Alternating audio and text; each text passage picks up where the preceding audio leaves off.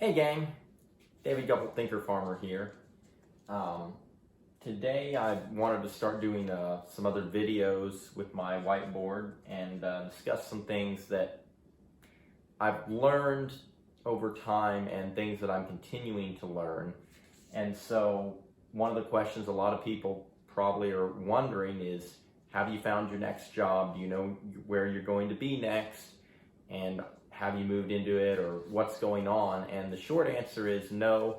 I'm still patiently considering a lot of opportunities and really not rushing it. And there's a number of reasons I'm not rushing it. And a conversation I had with a potential, well, maybe multiple conversations with different potential job opportunities reminded me of the fact that I live life differently than some people and generally live it with more margin. I'm not really looking for my next paycheck or whatnot, and not really even just another job. I'm really looking for a place where I can purposefully help serve people and accomplish things, goals, and really service. It doesn't have to be, quote, a job.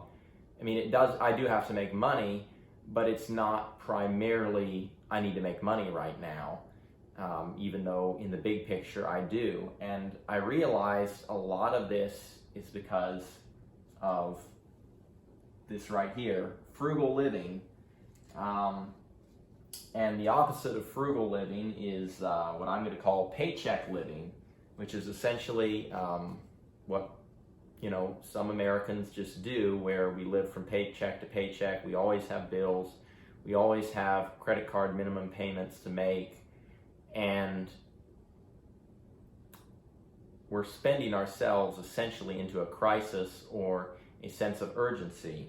And I'm not going to go political with that statement, but I think it sends a message in and of itself. And really, it's on a spectrum. On one side, you have a spendthrift, somebody that is essentially always, and spendthrift may not even be the right word, extravagant might be a better word.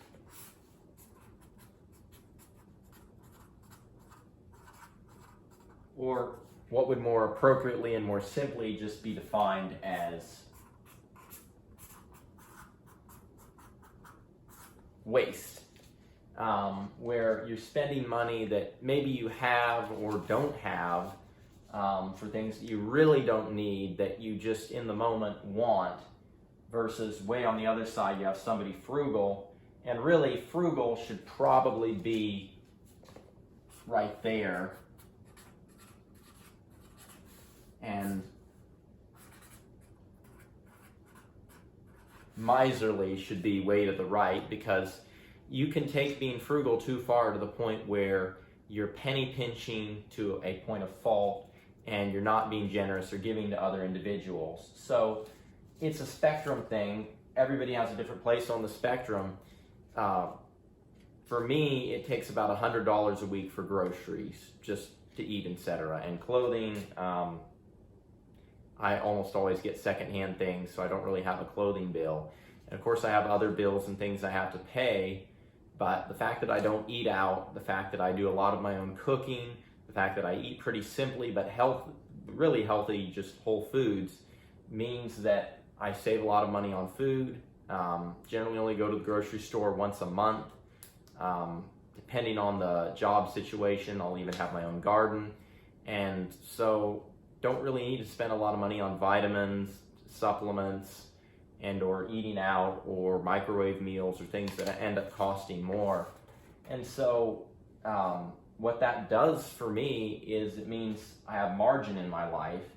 And the way you create margin essentially means that you've got a little bit of forgiveness. If you've got a little bit of leeway. If my truck breaks down, I've got the money to pay somebody to fix it, or because I like having even more margin, I fix it myself. And generally I have enough time built into my schedule that I can divert from maybe even things that are important, but I can go spend the time and fix it myself, improve my skills, and if I'm watching, I know what's going to break before it happens because I'm listening and observing. I'm watching for those things. And creating margin is a really, really great thing. And it's incredibly instrumental for a farmer and to be successful at farming, because if you do not have margin to make good decisions, you'll end up doing things, or you'll end up essentially responding to urgencies and making decisions that you otherwise wouldn't, that are going to only get you somewhere in the short term and not move you forward in the long haul. And so this is the fourth thread of farming success that Joel Salatin lists, which is essentially live frugally.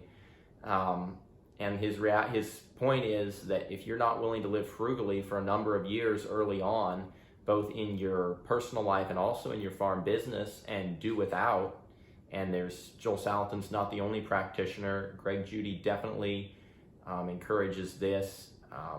Probably most of your really successful farmers out there, Alan Nation like to always say, successful farms have a threadbare look. You're just not going to spend money on things you really don't need. Make do, redo, or do without. Driving a 30-year-old truck, for me, it gets me down the road. It probably turns some eyes because people think, what is that guy doing driving such an old vehicle? But it's easy to work on, easy to fix, and it gives me margin. And there are three things that you do in order to essentially have margin. One of them is you just say no to things that aren't as important to you. The second thing is you think ahead, and this one is exceptionally challenging in our culture today because technology has essentially conditioned us to think only in the moment and not really prepare or think ahead of what's going to be coming next. Everything we want, we can get instantly. Instead of having a road atlas, calling ahead of time to get directions, printing directions off the internet, now we just plug things into a GPS when we want them. When we want something for the grocery store, we don't plan a trip, we just order it, convenience to come to our door. And so all of these conveniences have trained us to think only in the moment instead of thinking in a long-range endgame mindset. And if you're thinking in an endgame mindset, you're always going to be moving forward. If you're thinking in the short term, you may actually just be spinning yourself in circles. And so thinking ahead is a really big deal. And the third thing is almost the definition of margin. You essentially allow for incidents and things to happen, whether it's, and most of this is in the context of money, but it could also be in the context of time. Instead of, if you know you need to get somewhere in 20 minutes, leave 30 minutes early, and then if you end up having traffic slow ups or whatever, you're still there 5 minutes early. Urgency, the fact is, it will cause you to make bad decisions. Urgency, it could be a phone call or a number of different things. I wrote here this simple diagram of a lot of y'all, I'm sure, are familiar with it. It's from the book, The 7 Habits of Highly Successful People by Stephen Covey, where he makes the point that we need to spend most of our life doing the important things. Management is simple. It simply means you do what's important. And urgencies that are important, you need to do, and those are essentially cures.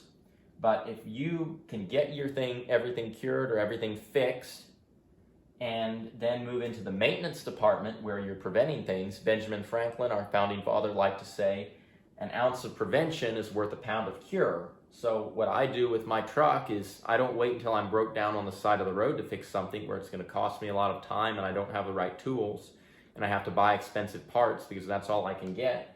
I do maintenance ahead of time. I change, hopefully, not in every case.